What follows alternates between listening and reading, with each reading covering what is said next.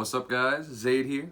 I played locals today. I played this Invoke deck, and it's really similar to the list I posted the other day. So if you saw that list, there are changes, so you still watch this. But if you watch that list, I said in it, I'm going to play this at locals, and I'm going to top, and I did it again. 5 for 5 at locals. I know it's just locals, but I went to 5 in a row, topped them all. So And our locals is pretty competitive. it's all right. It's all right. But 5-0 so far. I'm not literal 5-0, like I don't go undefeated every time, but top 4 every time. So this is a list. My list is weird. I'll talk about it as stuff comes up.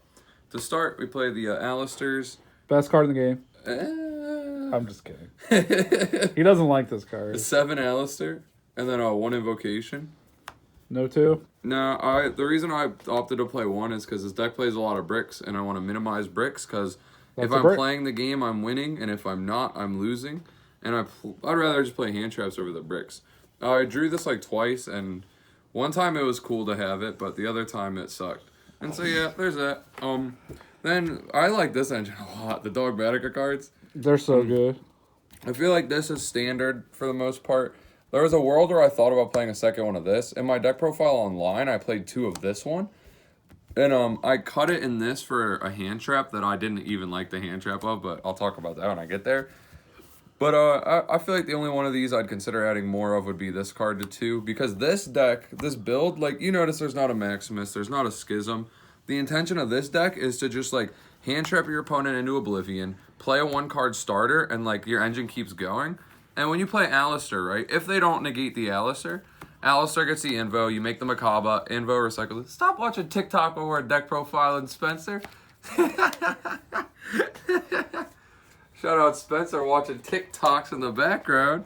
But this engine goes infinite, but this engine doesn't really go infinite. But if you play 2 of this, it like kind of would, because this would search this would send Titanclad. Titanclad would summon another one of these, which would then search the second one, and then the second one would get you like a Titanclad or something, which would get you this, which then would get you this.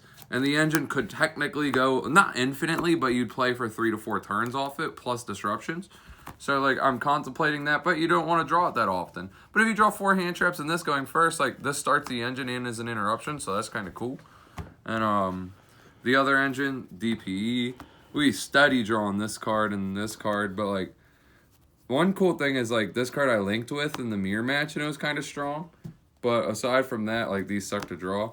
And then last engine card is this. It gets you to the engine card you want, and if you already have engine, it gets you the hand trap you want. That's so pretty. Yeah, shout out Tommy. I can't afford this card. Fuck. Hell yeah. But then we got hand traps. This is like almost like a pseudo extender. Like when you go second, this card is just half of a DPE, which is insane. So like you summon this, and then you summon Alistair, and then even if they negate Alistair, you have DPE. Then you can summon this, use effect. If they negate that, you have DPE. Like you just have DPE. Yeah, this card's like DPE fodder, and you also like resolve this a lot because there's like triple Imperm, triple Veiler, triple Ogre to like force this to go through. Damn. If you draw them in tandem. Plus these are all just good.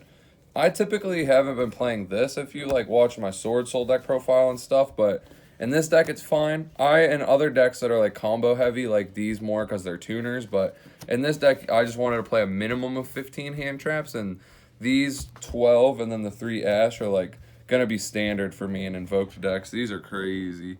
But then the last 3 spots, these were all literal garbage. Like, these cards did not perform well. My theory on these were, like, they hit DPE. I play 2 and 1, so, like, if I drawing 2 of this would kind of suck. But, like, drawing this and this would be kind of fine. But, like, they all just underperformed a lot. I thought this card would be good because of mirror matches and stuff, but it wasn't very, very good. But I don't know what these slots would be. Like, maybe the punishment and other going second cards I was thinking about, like I could play 1 Mystic Mine to search off the terraforming. I could play like a triple tactic or something. I could play another draw card. I don't know, but I just know that I didn't like these and they were dead a lot. Maybe something to help in the Fluanderies matchup. Maybe I could like main deck the Lancias or something. I thought about Gamma too, but I don't want to draw Driver. Like, real quick before I'm like finished with the main deck, I'll show you the actual like brick count for my deck is substantially lower than like what the normal decks play. I think the normal count is 7 because you would play these 4, you'd play the other Invocation, and you'd play Schism and Maximus. And this is like not really a brick because if you open any hand trap, you make All Mirage and you still combo with it. But so I played like 3 real bricks, and this is like sometimes not a brick, but like it actually just is. Especially because like when you only play one, it makes it when you draw the one more of a brick because you're not baiting something with Alistair because you can't legally activate Alistair. So it's like it sucks in that regard. But onto the extra. My extra deck is a little different because I have space because I don't play Maximus. We play these two. Even though I don't play Maximus, I still have to play the All Mirage so that I can make a link play with the floor. And then we got for the fusions for the archetype, 2 Makaba, 1 Purg, 1 this. I literally only made 1 Makaba the whole time. Like I didn't play Alistair today. Like I was basically playing Dogmatica Hero, and I liked it that way. Those cards were really strong. But these they still are cards you play. I banished this one with Prosperity. This one out to DPEs. This one is just like there. I didn't make it, but maybe I will one day. This Better with Droplet. Yeah, because you can like push for game through. These cards are crazy. They make 2 cards that suck and a card that's good, and then like follow up for later. I play these for my guys that get effects off of Punishment and Nadir's Servant.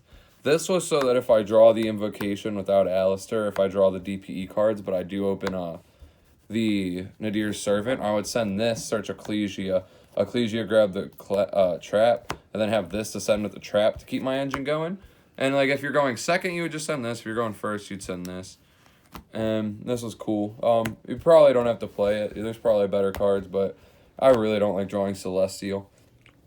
And these two, I feel like every deck, like, if you can't put these cards in your extra deck, your deck is worse than a deck that can. Like, these cards are so insane. This, like, takes DPEs and stuff. They just link climb. This takes Lancias and Ghost Ogres. Like, it's so insane. And Veilers, like, if you... In this deck, it's not as relevant because I'm not playing, like, a Helki Fibrax line, but there's decks where, like when I was playing Sword Soul, they Veiler your Moe, and then you make this, and you just take their Veiler and make Helk, and you just full combo them anyways.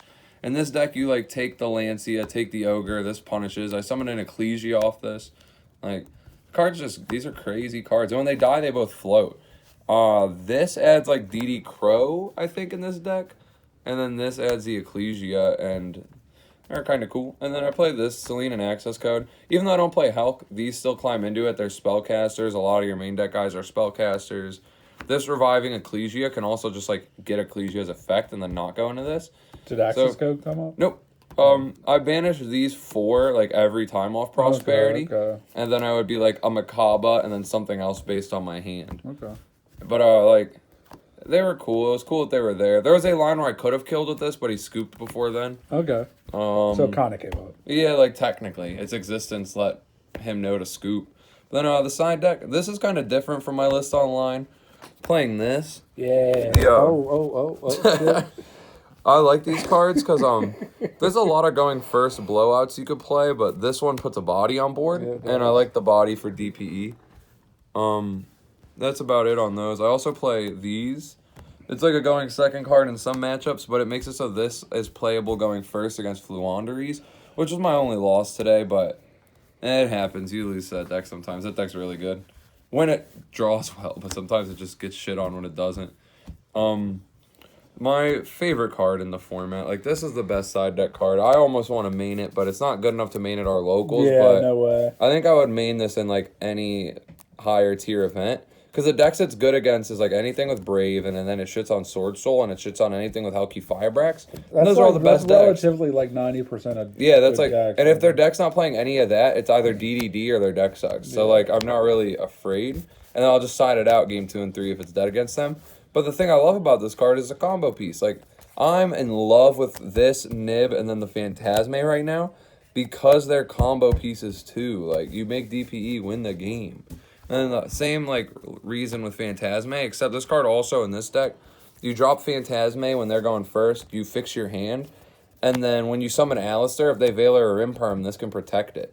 And then you can also make DPE. So it's just, like, pretty strong. Didn't summon it. I've sided this in 3 or 4 locals in a row now. Haven't drawn it yet, but I want it. Oh my god. Yeah, and 3 Cosmic. This card's back row removal. That's pretty strong. Yeah, self-explanatory. Yeah, overall, that's the deck. I don't have much to say about it because like I did a 30-minute deck profile on a very similar list already, but I just wanted to do a video because I said in the video I would top, and then I did. So, yeah. Thank you guys for watching. Have a good one. Subscribe, motherfuckers. Yeah.